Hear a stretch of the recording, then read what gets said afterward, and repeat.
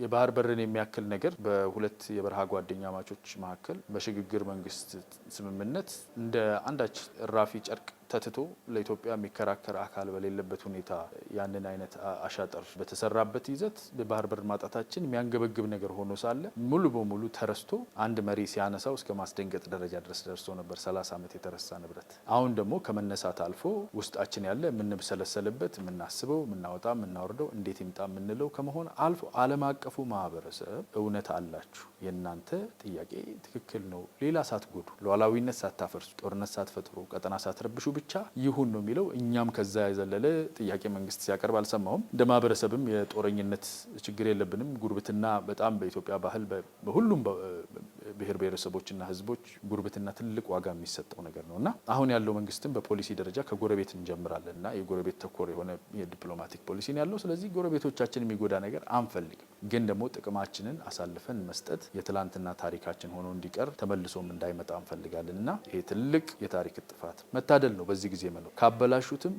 ባይፈጠሩ የሚያስመርጥ አይነት ነው። በዚህ ጊዜ ኢትዮጵያ ላይ ባንዳ ሆኖ በዚህ ጊዜ የሀገርን ጥቅም ትቶ ከሌላ አካል ጋር ቆሞ መገኘት ለትውልድ የሚያልፍ ውርደት ነውና ከሰሩበት ትልቅ ጊዜ ላይ ነው የተፈጠረው።